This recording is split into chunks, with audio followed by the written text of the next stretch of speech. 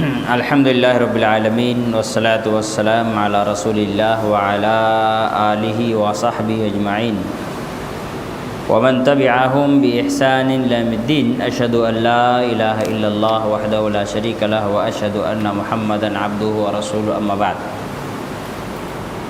بات چل رہی تھی نبی اور رسول سے متعلق، اور اس سے قبل کے درس میں ہم اس حدیث تک پہنچے تھے کہ اللہ کے رسول صلی اللہ علیہ وسلم نے فرمایا، میری مثال نبیوں کے ساتھ ایسی ہے جیسے کسی نے خوبصورت سی محل تعمیر کی، اس میں ایک اینٹ کی جگہ باقی رکھ دی، میں نے آ کر کے اس کو پر کر دیا ہے، اب اس میں کسی بھی قسم کے اضافے کی کوئی گنجائش نہیں ہے، میرے ذریعے رسالت کی انتہا ہو گئی۔ اس کے بعد صاحب کتاب شیخ صالح بن سعد السحیمی حفظہ اللہ لکھتے ہیں، اس بات کی طرف اشارہ کرتے ہیں کہ نبی اللہ کے بندے ہیں، رسول ہیں، انسان ہیں، دوسرے انسانوں کے طرح ہی ہیں، فرق ہے کہ وہ نبی ہیں، رسول ہیں، ان پر اللہ کی وحی آتی ہے، اللہ تعالیٰ ان کے ذریعے سے معجزات دنیا کو دکھاتا ہے، لیکن اس کا مطلب یہ نہیں ہے کہ نبی جو ہیں وہ اللہ کے صفات کے حامل ہیں، یعنی جو صفتیں اللہ کی ہیں وہ نبیوں کو ملی ہوئی ہے، ایسا عقیدہ رکھنا صحیح اور درست نہیں ہے۔ چنانچہ کہتے ہیں والرسل علیہم الصلاۃ والسلام لا يعلمون الغیب الا ما علمهم اللہ كما قال تعالی عالم الغیب فلا يظہر علی غیبہ احدا الا من ارتضى من رسول فانه يسلك من بين يديه ومن خلفه رصدا ليعلم ان قد ابلغوا رسالات ربهم۔ سب سے پہلے علم غیب کیا ہے اس کو ہم سمجھیں۔ علم غیب وہ علم ہے جو انسان اپنے بلبوتے پر نہ جان سکتا ہو، جیسے ایک انسان یہ کہے کہ آسمان میں آج دو فرشتوں نے آپس میں بات کی، اب اس چیز کا علم ہمیں کیسے ہوگا؟ ہم اگر اپنے دم پر اس بات کی جانکاری حاصل کر لیں کہ دو فرشتوں نے بات کی تو یہ علم غیب کا حصول ہوا، لیکن اگر ہم کو بتایا جائے تو یہ علم غیب نہیں ہے۔ غیب کی باتوں کا علم ہونا اپنے بلبوتے پر علم غیب کہلاتا ہے۔ کسی واسطے یا کسی ذریعے سے اگر ہمیں غیب کی باتوں کا علم ہوتا ہے تو وہ علم غیب نہیں ہے۔ مثال کے طور پر جنت ہم میں سے کسی نے نہیں دیکھا، لیکن جنت کے بارے ہم لوگ ڈسکشن کرتے ہیں کہ نہیں کرتے، آپس میں بات چیت کرتے ہیں، کتنی باتیں جنت کے بارے میں ہمیں پتہ ہے، قرآن کے ذریعے سے ہمیں معلوم ہوا، حدیث کے ذریعے سے معلوم ہوا۔ غیب کی تو باتیں ہیں، آدم علیہ السلام، نوح علیہ السلام، ابراہیم علیہ السلام، اسماعیل علیہ السلام، اسحاق علیہ السلام، موسیٰ علیہ السلام، داؤد علیہ السلام، سلیمان علیہ السلام، عیسیٰ علیہ السلام، کتنے سارے نبیوں کے بارے میں ہم جانتے ہیں، جبکہ ہم تو اس وقت تھے نہیں، یہ بھی تو علم غیب ہے۔ اللہ تعالیٰ نے انہی قسم کے باتوں کے بارے میں کہا ذَلِكَ مِنْ أَنْبَاءِ الْغَيْبِ نُوحِيهِ إِلَيْكَ، یہ غیب کی باتیں ہیں جو ہم آپ پر وحی کرتے ہیں۔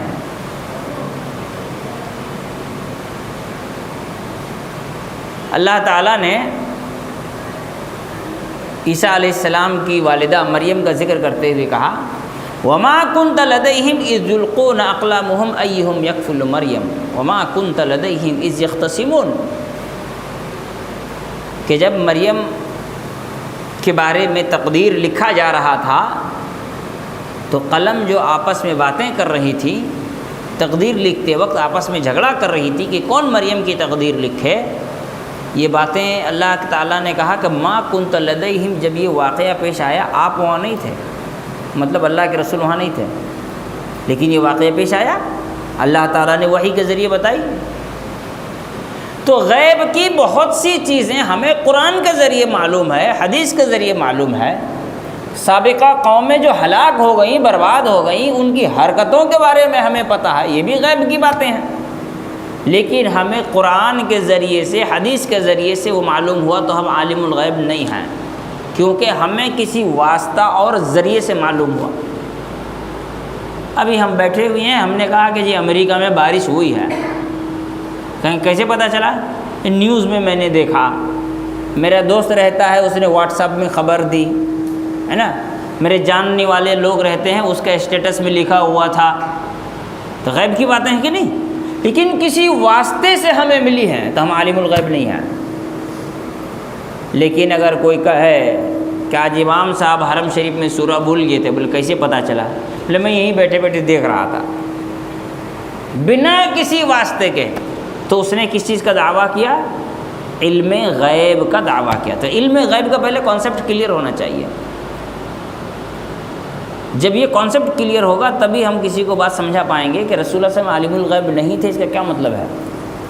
وہ جتنی دلیلیں رسول اللہ صلی اللہ علیہ وسلم کے عالم الغیب ہونے کی دیں گے، انہی دلیلوں میں ان کے جواب چھپے ہوئے ہیں، لیکن پہلے اس کا کانسیپٹ تو معلوم ہونا چاہیے۔ تو کانسیپٹ کیا ہے علم غیب کا؟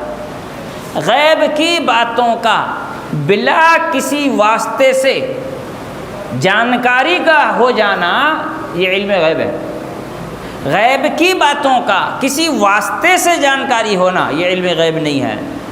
رسول اللہ صلی اللہ علیہ وسلم معراج پر گئے، ہم تو نہیں گئے تھے ساتھ میں، پیدا بھی نہیں ہوئے تھے اس ٹائم، میرے دادا پردادا بھی پیدا نہیں ہوئے تھے، لیکن ہم جانتے ہیں، ہمارا ایمان ہے، کیونکہ ہمیں حدیث کے واسطے سے، قرآن کے واسطے سے ہمیں جانکاری ملی، تو یہ علم غیب نہیں ہے۔ اب آئیے اس آیت پر جو ہے نقل کی گئی، اللہ تعالیٰ نے فرمایا عالم الغیب فلا یظہر علی غیبہ احدا۔ اللہ تعالیٰ عالم الغیب ہے، وہ اپنے غیب کسی پر ظاہر نہیں کرتا، الا من ارتضی من رسول، سوائے اس رسول کے جس کو اللہ تعالیٰ نے چن لیا ہو۔ دیکھیے دلیل، اللہ تعالیٰ نے جن نبیوں کو چنا ان کو علم غیب ہے۔ دلیل تو یہ ہوئی نا کہ آپ کہتے ہیں کہ اللہ کے رسول عالم الغیب نہیں ہے، اللہ تعالیٰ نے کہا فلا یظہر علی غیبہ احدا، اللہ اپنے غیب کسی پر ظاہر نہیں کرتا سوائے ان رسولوں کو جن کو اللہ چن لے، تو ہو گئے اللہ کے رسول عالم الغیب۔ کانسیپٹ کلیئر ہے۔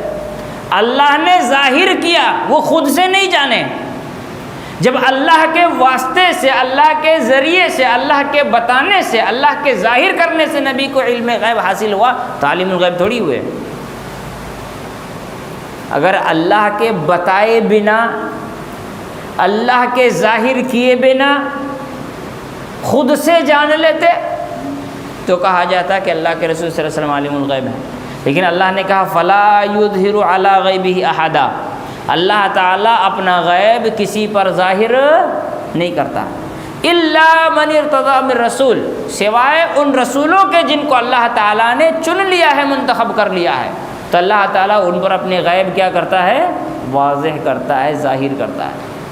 تو غیب کی تین قسم ہو گئی۔ ایک وہ غیب کی باتیں جو ہم سب جانتے ہیں، جنت، جہنم، ہمارے لیے تو رسول بھی غیب کی بات ہو گئے، ہم نے تو نبی کو دیکھا بھی نہیں ہے، حضرت ابوبکر، حضرت عمر، حضرت عثمان، وہ بھی غیب کی باتیں ہیں، ہم نے ان کو بھی نہیں دیکھا، جنگ بدر، جنگ احد ہم نے نہیں دیکھا، اللہ تعالیٰ نے دنیا کو کن کہہ کے پیدا کیا، ہم نے نہیں دیکھا، ہے نا۔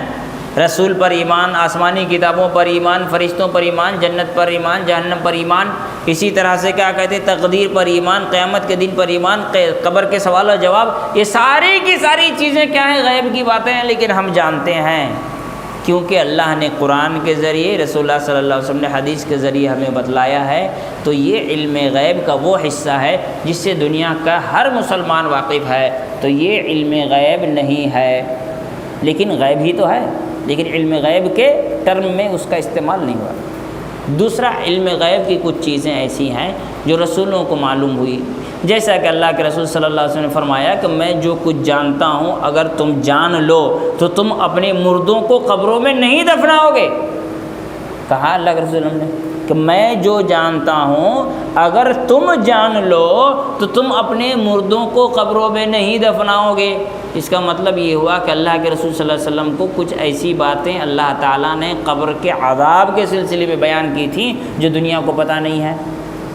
لیکن وہ بھی علم غیب نہیں ہے کیونکہ اللہ نے بتلایا تھا، وہ خود سے تو سیکھے نہیں تھے۔ آدم علیہ السلام کا واقعہ قرآن میں پڑھیں، علم غیب کا کانسیپٹ وہاں بھی اللہ نے کلیئر کیا ہے۔ وَعَلَّمَ آدَمَ الْأَسْمَاءَ كُلَّهَا ثُمَّ عَرَضَهُمْ عَلَى الْمَلَائِكَةِ، کیا ہے؟ وَعَلَّمَ، اللہ تعالیٰ نے سکھایا آدم کو اسماء کلھا، تمام چیزوں کے نام، ثم عرضهم علی الملائکہ، اور پھر ان کو فرشتوں کے سامنے پیش کیا۔ فقال انبئونی باسماء هؤلاء ان کنتم صادقین، کہا کہ بتاؤ تم لوگ ان چیزوں کے بارے میں، ان کے ناموں کے بارے میں اگر تم لوگ سچے ہو۔ قالوا سبحانک لا علم لنا الا ما علمتنا انک انت العلیم الحکیم، کہا اے ہمارے رب، اے ہمارے اللہ، ہمیں تو کچھ بھی نہیں معلوم سوائے اتنا ما علمتنا جو آپ نے ہمیں سکھایا۔ یعنی فرشتے ان کو علم کہاں سے ملتا تھا؟ اللہ جو سکھاتا تھا۔ آدم علیہ السلام کو علم کہاں سے ہوا؟ اللہ نے ان کو سکھایا۔ جب اللہ نے سکھایا تو وہ علم غیب نہیں رہا، کیونکہ وہ اللہ تعالیٰ کے کہنے اور سکھانے سے ان کو معلوم ہوا۔ اللہ عالم الغیب اس لیے ہے کہ اللہ تعالیٰ ان تمام چیزوں کا علم خود سے رکھتا ہے، اس کو نہ کوئی بتاتا ہے، نہ اس کو کوئی سکھاتا ہے، نہ وہ کسی واسطہ یا کسی ذریعے سے خبر رکھتا ہے۔ دلیل ایک دم صاف کلیئر حدیث صحیح مسلم میں اللہ کے رسول صلی اللہ علیہ وسلم نے فرمایا کہ جب دین کی محفل لگتی ہے، کتاب و سنت کی باتیں ہوتی ہیں تو فرشتے آتے ہیں، جب واپس جاتے ہیں تو اللہ تعالیٰ پوچھتا ہے کہاں سے آ رہے ہو؟ وَهُوَ أَعْلَمُ، اس حال میں کہ اللہ اچھی طرح جانتا ہے کہاں سے آ رہا ہے۔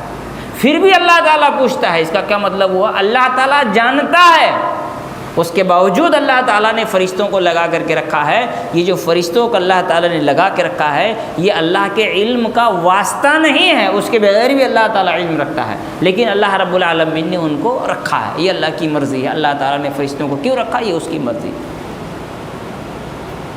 تو یہاں پر یہ کانسیپٹ کلیئر ہونا چاہیے کہ علم غیب وہ چیز ہے جو ایسا علم جو بنا کسی واسطے کے انسان حاصل کر لے، جو انسان نہیں کر سکتا۔ نبیوں کو جو کچھ غیب کی باتیں اللہ نے بتائی اتنی ہی وہ جانتے تھے، اس لیے وہ عالم الغیب نہیں ہے، کیونکہ اللہ نے ان کو بتلائی۔ اللہ نہیں بتایا ہوتا تو بات الگ ہوتی، اللہ نے بتلایا ہے تو عالم الغیب نہیں ہوئے۔ اور اللہ عالم الغیب اس لیے ہے کہ اللہ رب العالمین کو نہ کوئی بتلاتا ہے اور نہ ہی اللہ رب العالمین کسی واسطے سے کسی چیز کا علم حاصل کرتا ہے، بلکہ تمام چیزوں کا علم اس کو ہمیشہ سے ہے اور وہ اپنے بل پر ہے، کسی کے بنیاد یا کسی کے سہارے یا کسی کے واسطے یا کسی کے ذریعے سے نہیں ہے۔ یہ ہوا کانسیپٹ کلیئر علم غیب کا۔ پھر آگے اللہ نے فرمایا فَإِنَّهُ يَسْلُكُ مِن بَيْنِ يَدَيْهِ وَمِن خَلْفِهِ رَصَدًا، جب اللہ تعالیٰ غیب کی کچھ باتیں نبیوں کو بتاتا ہے تو اللہ رب العالمین اس نبی کے آگے پیچھے اللہ رب العالمین کیا کرتا ہے؟ فرشتوں کو لگا کر کے رکھ دیتا ہے۔ لِيَعْلَمَ أَنْ قَدْ أَبْلَغُوا رِسَالَاتِ رَبِّهِمْ، تاکہ یہ بات اللہ رب العالمین فرشتوں کو کے علم میں ڈال دے کہ فرشتے اس بات کے ذریعے کے گواہ بن جائیں کہ نبی نے رسالات ربہم، اپنے رب کے پیغام کو ابلغو، لوگوں تک پہنچا دیا۔ اس کے بعد اللہ رب العالمین نے اس کے بعد صاحب کتاب شیخ صالح بن سعد السحیمی حفظہ اللہ نے دوسرے مسئلے پر گفتگو کی، اور وہ مسئلہ کیا ہے؟ نفع و نقصان کا مالک ہونا۔ نبی اللہ کے بندے ہیں، اللہ کے رسول ہیں، وہ دیگر انسانوں کی طرح انسان ہونے کے ناطے انسان ہیں، لیکن اللہ تعالیٰ نے نبوت و رسالت کے ذریعے انہیں کچھ چیزیں ایسی بھی عطا کی جو معجزاتی تھیں، اور وہ اللہ کی مرضی سے تھا۔ معجزہ نبیوں کا عام انسانوں سے الگ تو کرتا ہے، لیکن اللہ کی طاقت نبیوں کو نہیں ملی، جیسے نفع و نقصان۔ چنانچہ وقال تعالی مخاطبا لنبینا محمد صلی اللہ علیہ وسلم، مخاطبا نبینا محمد صلی اللہ علیہ وسلم، کہ اللہ رب العالمین نے محمد صلی اللہ علیہ وسلم سے خطاب کرتے ہوئے کہا، قل، کہہ دیجئے، لا املک لنفسی نفعا ولا ضرا، کہ میں اپنے نفس کے لیے نفع و نقصان کا مالک نہیں ہوں، الا ما شاء اللہ، سوائے اتنا جتنا اللہ چاہتا ہے۔ اس کو بھی سمجھیں، نفع اور نقصان دو طرح کے ہوتے ہیں۔ ایک نفع و نقصان وہ ہوتا ہے جو انسان کے ہاتھ میں ہوتا ہے نا۔ ٹماٹر کتنا روپے کلو؟ سامنے والا نے کہا جی 45 روپے کلو. آپ بولے کہاں دھوپ میں آگے مارکیٹ میں کسی کو پوچھنے جائیں گے, یہیں خرید لیتے ہیں. 45 روپے کلو خرید لیا. بعد میں پتہ چلا مارکیٹ کے اندر 15 روپے کلو بک رہا ہے. یہ آپ کا نقصان ہے, اس کے مالک آپ ہیں, اس کے ذمہ دار آپ ہیں. یہ نفع نقصان جو ہے یہ آپ کے ہاتھ میں. آپ چاہتے تو اندر جا کے معلوم کر سکتے تھے. یہ نفع نقصان جو ہے انسان کے ہاتھ میں. اس قسم کے نفع و نقصان کا مالک انسان خود ہے. 4 دکان کھوج کر کے دیکھنا کہ کون سی چیز اچھی ہے, پھر اچھی چیز کو خریدا. یہ نفع نقصان انسان کے اپنے ہاتھ کی کمائی ہے. اس میں اللہ رب العالمین نے انسان کو مجبور نہیں کیا. وہیں ایک نفع و نقصان وہ ہے جو اللہ رب العالمین نے کسی انسان کے ہاتھ میں نہیں رکھا. بیمار ہو گیا ہے, شفا دینا. کاروبار میں برکت ہونا, کاروبار کا ڈوب جانا, انسان کے زندگی میں اتار چڑھاؤ, کتنی ساری چیزیں ہیں, تبدیلیاں, کتنی ساری چیزیں ہیں جو انسان کی زندگی میں ہوتی رہتی ہیں. تلک الایام نداولها بین الناس. اللہ نے کہا یہ ایام ہیں جس کو ہم لوگوں پر پلٹتے رہتے ہیں. تو انسان کی زندگی میں کتنے سارے اتار چڑھاؤ نفع نقصان کے ذریعے سے ہیں. پوری دنیا کمائی میں ایک دم ڈوبی ہوئی تھی. دنیا کی اکانومی ایک دم اوپر اڑ رہی تھی. پراک سے کرونا وائرس آیا, سب کی اکانومی چوپٹ. نفع و نقصان کا مالک اللہ تعالیٰ. تو کچھ نفع و نقصان ہے جس کا اللہ نے انسان کو حق دیا ہے, کچھ ایسے ہیں جس کو اللہ رب العالمین نے انسان کے ہاتھ میں نہیں دیا. کہا قل کہہ دیجئے لا املک لنفسی نفعا ولا ضرا, کہ میں اپنے نفس کے لیے نفع و نقصان کا مالک نہیں ہوں. الا ما شاء اللہ, سوائے جتنا اللہ تعالیٰ مجھے اختیار دیا ہے. ٹھیک ہے. ولو کنت اعلم الغیب, اگر میں غیب کی باتیں جانتا, لاستکثرت من الخیر, تو میں بہت ساری خیر اور بھلائیوں کو جمع کر لیتا. وما مسنی السوء, اور مجھے کبھی بھی کوئی تکلیف نہیں پہنچتی. ان انا الا نذیر و بشیر لقوم یؤمنون, میں تو صرف و صرف اللہ تعالیٰ کی جانب سے ڈرانے والا اور بشارت دینے والا ہوں ان لوگوں کو جو لوگ ایمان رکھنے والے ہیں. اب یہاں اللہ تعالیٰ نے مزید وضاحت کرتے ہوئے کیا کہا, آپ کہہ دیجئے کہ میں نفع نقصان کا مالک نہیں. اگر مجھے غیب کی باتیں معلوم ہوتی تو مجھے کبھی بھی تکلیف نہیں پہنچتی, ہے نا. اللہ کے رسول صلی اللہ علیہ وسلم کو معلوم ہوتا کہ یہ ابو جہل بھی پتھر مارنے والا ہے تو ہٹ نہیں جاتے, پتھر کائے کھاتے ہیں. اللہ کے رسول صلی اللہ علیہ وسلم کو اگر پتہ رہتا کہ طائف کے لوگ میری باتوں کو بھی نہیں مانیں گے تو وہاں پتھر کھانے کیوں جاتے. شریعت تو کہتی ہے لا ضرر ولا ضرار, نہ خود کو تکلیف دو نہ دوسروں کو تکلیف دو. شریعت کا تو یہ حکم ہے, نہ خود کو تکلیف دو نہ دوسروں کو تکلیف دو. اللہ کے رسول صلی اللہ علیہ وسلم کو اگر معلوم ہوتا کہ سامنے کیا ہونے والا ہے, مصیبت کتنی بڑی آنے والی ہے, تو اللہ کے رسول صلی اللہ علیہ وسلم اس کے بچاؤ کے ذرائع نکال لیتے. لیکن اللہ کے رسول صلی اللہ علیہ وسلم نہ تو علم غیب سے واقف تھے اور نہ ہی نفع و نقصان کے مالک. یہ اللہ تعالیٰ نے کہا, کسی اور نے نہیں. کوئی گستاخ نبی کی توہین کرتا ہے, ہاں بدتمیز, کہتا ہے نبی کو کچھ نہیں معلوم. ارے بھائی ہم نے کب کہا نبی کو کچھ نہیں معلوم؟ ہم نے کہا نبی کو غیب کے بارے میں علم نہیں ہے, ہم نے تھوڑی کہا نبی کو کچھ نہیں معلوم. ہاں بھائی نبی کو کچھ بھی نہیں معلوم ہوتا تو نبی کیسے ہوتے ہو؟ نبی تو اسی لیے بنائے گئے کہ اللہ نے ان کو علم دیا اور وہ دنیا والوں کو علم دیا, تبھی نا وہ نبی بنے.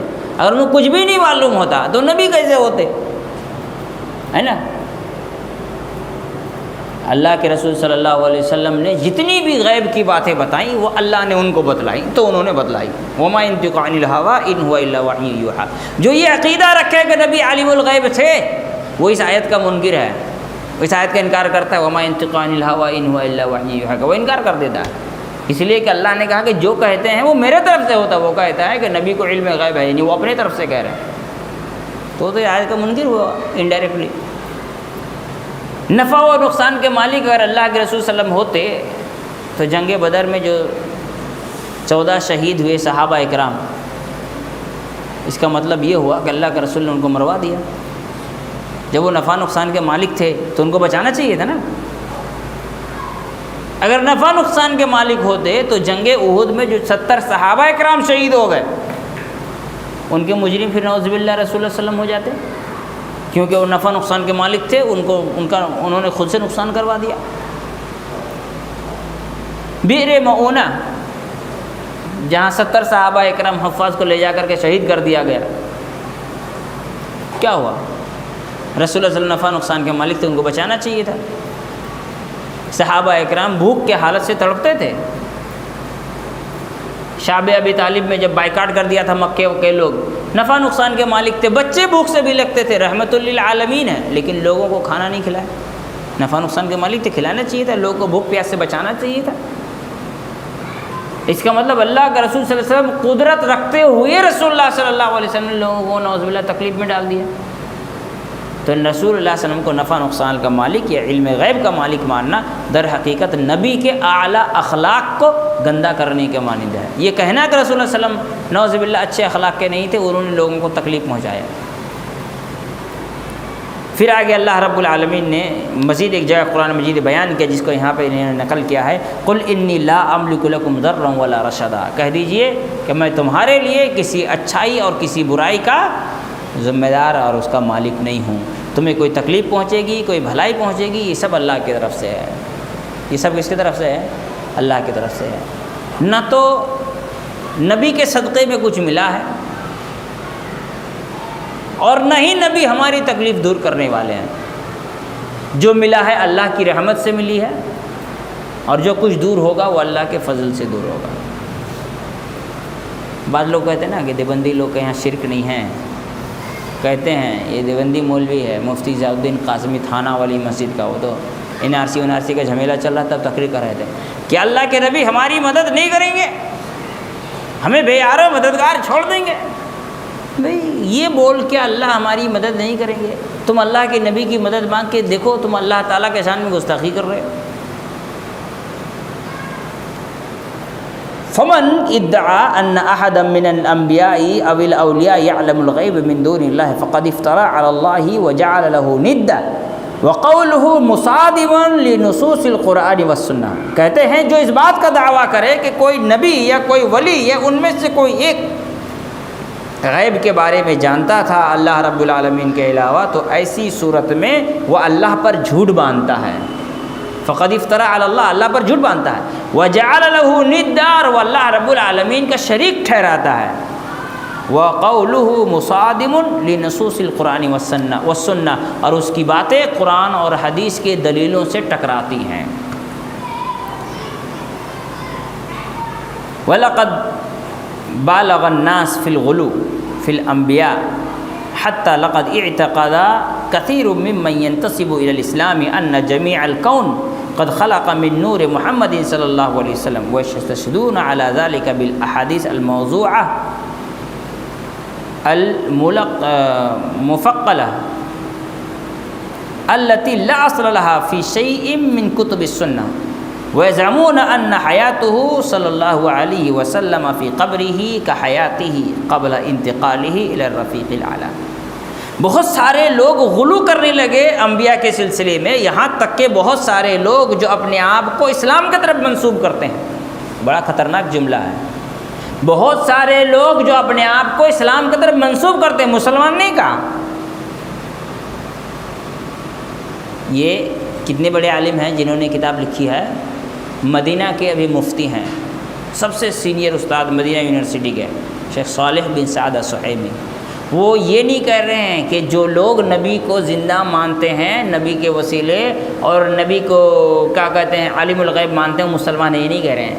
کہتے ہیں وَقَدْ بَالَغَ النَّاسُ فِي الْغُلُوِّ فِي الْأَنْبِيَاءِ حَتَّى لَقَدْ اعْتَقَدَ كَثِيرٌ مِّمَّنْ يَنْتَسِبُ إِلَى الْإِسْلَامِ۔ اس معاملے میں غلو کرنے لگے اور بہت زیادہ غلو کیا بہت سارے لوگوں نے انبیاء کے معاملے میں، یہاں تک کہ بہت سارے لوگ جو اسلام کی طرف نسبت رکھتے ہیں، اپنے آپ کو مسلمان کہتے ہیں لیکن ہے ہی نہیں، ان کا عقیدہ یہ ہے کہ کائنات محمد صلی اللہ علیہ وسلم کے نور سے پیدا کیا گیا، اور وہ ایسے حدیثوں سے دلیل پکڑتے ہیں جو گڑھی ہوئی حدیثیں ہیں، لا اصل لها فی شیء من کتب السنہ، جس کی حدیث کے کسی بھی حدیث کی کتاب میں کوئی بنیاد ہی نہیں ملتی ہے۔ وَيَزْعَمُونَ أَنَّ حَيَاتَهُ فی قبرہ کحیاتہ قبر انتقالہ الی الرفیق الاعلی، اور وہ یہ تصور کرتے ہیں کہ نبی قبر میں ویسے ہی زندہ ہیں جیسے اس دنیا میں زندہ تھے۔ فإنه لو كان ذلك لما كان ثمۃ وجہ مقبول لانصرافهم علی الصلاۃ وراءہ صلی اللہ علیہ وسلم الی الصلاۃ وراءہ غیرہ ممن لا یدانیہ ابدا فی منزلتہ و فضلہ۔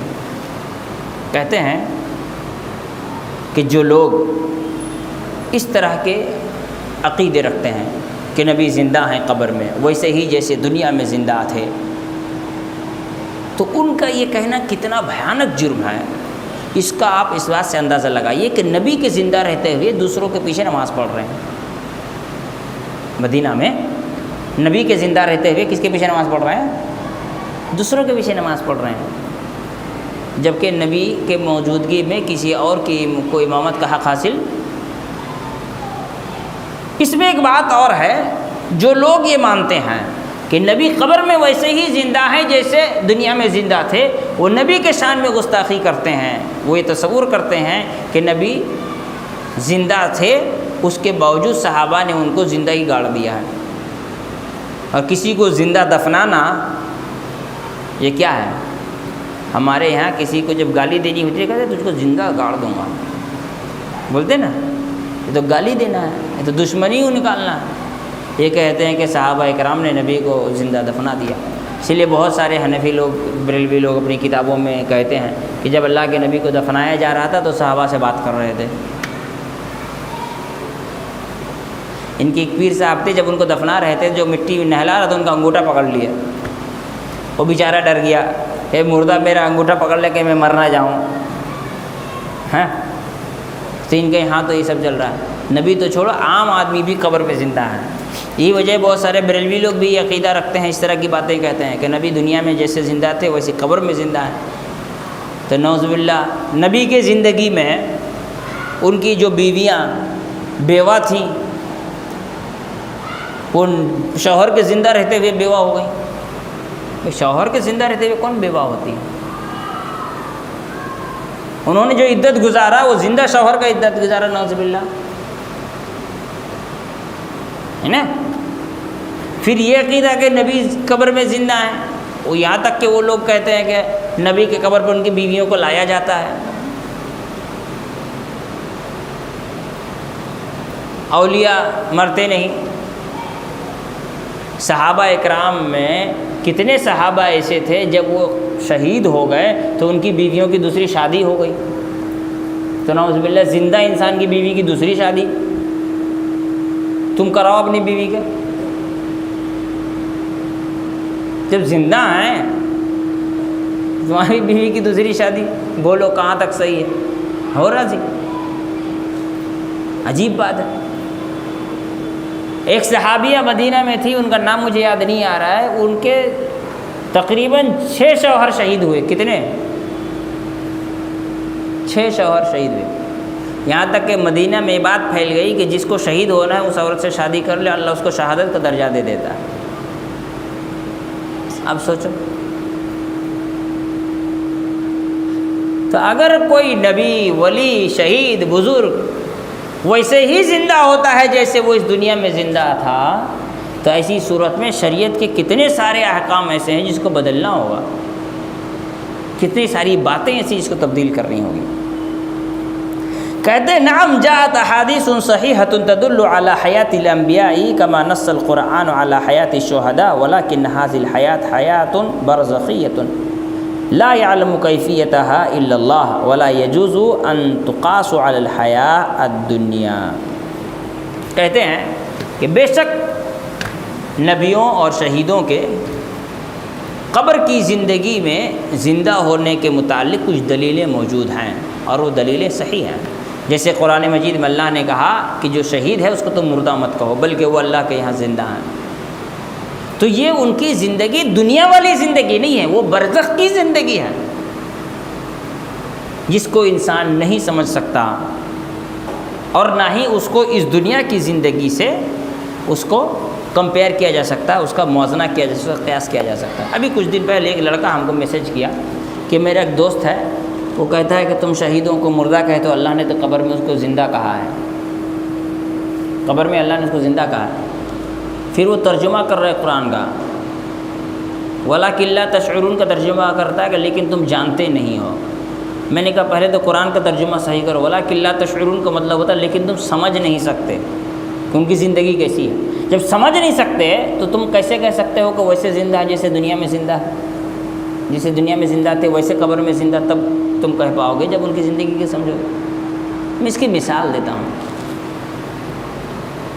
روڈ میں جو پتھر ہوتا ہے وہ بھی پتھر ہے، اور ہیرے جواہرات جو ہیں وہ بھی کیا ہیں؟ پتھر ہے۔ لیکن کیا کوئی ہیرے جواہرات کو پتھر کہتا ہے؟ لیکن جو روڈ میں پڑے ہیں اس کو پتھر ہی کہا جاتا ہے۔ کیوں؟ اس کی ایک وجہ ہے۔ وجہ یہ ہے کہ وہ دونوں تو پتھر ہی ہیں، لیکن اس کی کوالٹی اور اس کی کچھ ایسی خصوصیات ہیں کہ اس کو ایک نیا نام دیا گیا ہے، ہیرا، ڈائمنڈ۔ ویسے ہی جو انسان شہید ہوا وہ بھی اس دنیا سے رخصت ہو گیا، مر گیا، جیسا کہ ایک عام آدمی مرا دنیا سے چلا گیا، لیکن اس کی کوالٹی کو دیکھتے ہوئے اللہ نے اس کو نام دیا شہید کا، شہادت۔ اس کو ایک اسپیشل نام دیا گیا ہے۔ اس کو عام موت کی طرح کہنا یا اس کو مردہ کہنا اس کی توہین ہے، جیسے ہیرے جواہرات کو پتھر کہنا اس کی توہین ہے، لیکن ہیں دونوں پتھر۔ ویسے ہی جو لوگ اس دنیا سے شہید ہو کر کے رخصت ہیں وہ بھی مرے ہیں، دوسرے لوگ بھی مرے ہیں، لیکن ان کو مردہ کہنا ان کی توہین ہے۔ دونوں کی کوالٹی میں فرق ہے۔ برزخی زندگی میں جو شہید ہیں ان کی زندگی کا صحیح مسلم میں اللہ تعالیٰ رسول اللہ صلی اللہ علیہ وسلم نے کچھ باتیں بیان کی کہ وہ جنت میں پرندوں کے پیٹ میں ان کی روح ہوتی ہے، وہ جنت کا سیر کرتے ہیں، اللہ سے بات کرتے ہیں، ہے نا۔ لیکن عام مردوں کے بارے میں اس طرح کی باتیں نہیں بیان کی گئیں۔ اس کا مطلب وہ مر گئے ہیں، دنیا سے رخصت ہو گئے ہیں، ان کا انتقال ہو گیا ہے، جیسے دوسرے لوگ دنیا سے مرے انتقال میں رخصت ہو گئے ہیں، لیکن انتقال کے بعد ان کی عام مردوں سے زندگی الگ ہے۔ جس طرح ایک عام مردے کی زندگی ہے، شہید کی زندگی اس طرح نہیں ہے، اس کی زندگی ایک الگ طرح کی زندگی ہے۔ مثال کے طور پر ایک آدمی ماں کے پیٹ میں ہوتا ہے، وہ زندہ ہوتا ہے، لیکن اس کا ڈیٹ آف برتھ کون سا ہوتا ہے؟ ڈیٹ آف برتھ، جس دن وہ دنیا میں آتا ہے، نہ کہ اس دن جس دن اس کی ماں پریگننٹ ہوتی ہے۔ نہیں نا، ماں جس دن پریگننٹ ہوئی اس دن اس کا ڈیٹ آف برتھ نہیں ہوتا ہے، جس دن وہ دنیا میں پیدا ہوتا ہے اس دن اس کا ڈیٹ آف برتھ ہوتا ہے۔ ماں کے پیٹ میں اس کی ایک زندگی ہے، لیکن کیسی ہے، کیا ہے، ایک الگ میٹر ہے، لیکن ہے۔ ویسے ہی ایک انسان جو مر گیا ہے، قبر میں چلا گیا ہے، وہ مر گیا، شہید وہ بھی مرا، نبی وہ بھی مرے، لیکن ان سب کی مرنے کے بعد، یعنی اس دنیا سے، موت کا مطلب کیا ہوتا ہے؟ دنیا سے چلا جانا۔ موت کا مطلب کیا ہوتا ہے؟ دنیا سے چلا جانا۔ عربی میں وفات کا مطلب ہوتا ہے، وفا مانے کیا ہوتا ہے؟ وفا مطلب وعدہ پورا ہونا۔ اللہ نے اس کو جتنی زندگی دی تھی اتنی زندگی اس کی پوری ہو گئی، اب وہ مر گئے، مطلب اس دنیا سے چلے گئے، دنیا سے رخصت ہو گئے، رحلت ہو گئی، انتقال ہو گیا، ٹھیک۔ اب وہ جس دنیا سے چلے گئے ہیں تو جو عام انسان جو عام حالتوں میں مرا ہے اس کی زندگی کیسی ہے اللہ نے اس کے بارے میں نہیں بتلایا۔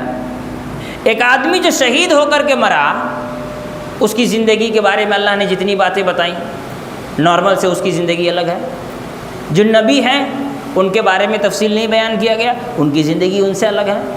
تو سب کے سب اپنے اپنے برزخی زندگی میں ہیں، سب کے سب اپنے برزخ کا مطلب ہے دنیا سے رخصت ہونے کے بعد قیامت کے دن اٹھائے جانے تک کا ڈیوریشن، سب اسی زندگی میں ہے، لیکن کوئی الگ زندگی میں ہے، کوئی الگ زندگی میں ہے، کوئی الگ زندگی میں ہے۔ اب دیکھیے، اگر آپ اس زندگی کو تصور کریں تو وہ حدیث پڑھیں۔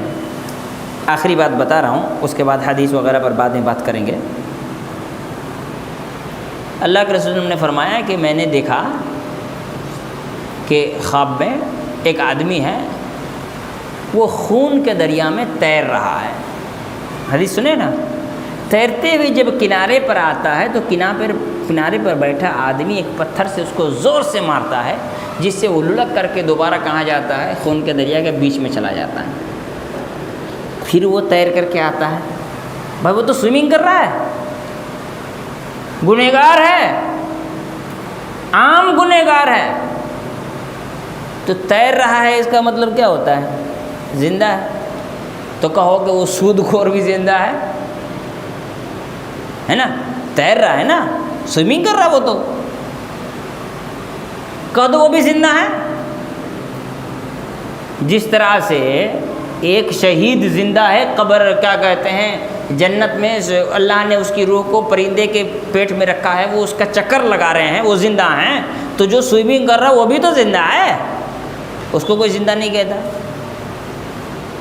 اس کے لیے کہا جاتا ہے جو غیب کی باتیں ہیں اس کو اپنے عقل سے نہیں سمجھنا چاہیے، جب سمجھیں گے تو یہی سب باتیں سامنے آئیں گی، لیکن زبردستی لوگ سمجھنے میں لگے۔ اللہ نے اسی لیے کہا وَلَٰكِن لَا تَشْعُرُونَ، تم سمجھ نہیں سکتے۔